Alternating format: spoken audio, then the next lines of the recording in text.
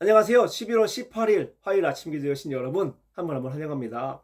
날씨가 갑자기 엄청 추워졌죠. 독감도 유행이라고 하던데 여러분 추워진 날씨에 감기 조심하시기 바랍니다. 오늘 본문은 로마서 6장 1절부터 23절인데요.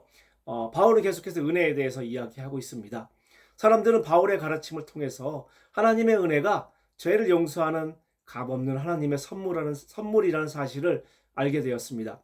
그런데 어떤 이들은 이 은혜에 대해서 잘못 해석하고 오해를 했습니다. 죄가 많을수록 은혜가 더 넘친다니.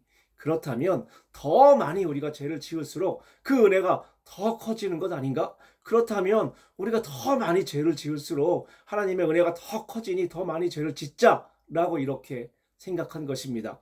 이에 대해 바울은 단호하게 말합니다. 그럴 수 없다라고 말이죠.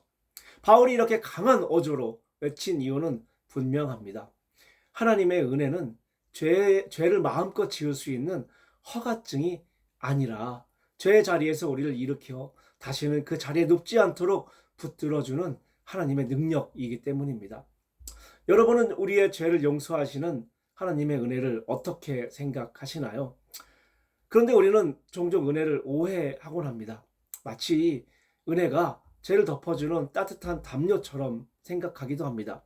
오늘의 본문의 사람들처럼 말이죠. 은혜니까 괜찮아.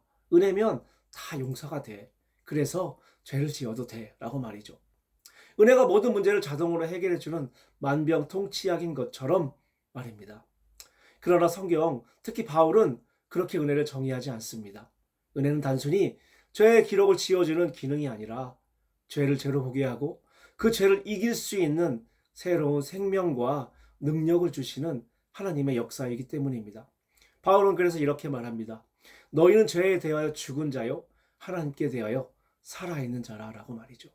이것은 단순한 비유나 상징이 아닙니다. 예수 그리스도와 연합한 자에게 실제로 일어난 신분의 변화, 존재의 변화이기 때문입니다. 우리는 예수의 죽으심에 동참하여 죄에 대해 이미 죽은 자가 되었습니다.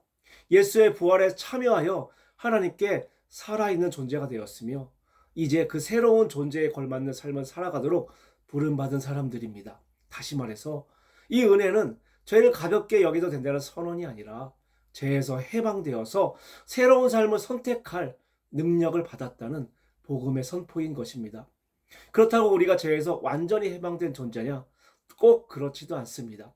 우리는 아직 완전한 영광에 있지 않습니다. 이 땅에서 우리는 연약하며 죄와 싸우는 과정 그 자체가 결코 쉽지 않기 때문입니다. 죄의 유혹은 달콤하고 교묘하며 때로는 화려합니다. 그러니 우리는 넘어지고 흔들리기도 합니다. 그러나 잊지 말아야 할 중요한 진리가 있습니다. 우리는 여전히 은혜 아래 있다는 사실입니다. 이 은혜는 우리가 넘어졌을 때 다시 일으켜 세웁니다. 우리를 유혹 앞에서 새로운 힘을 주고요.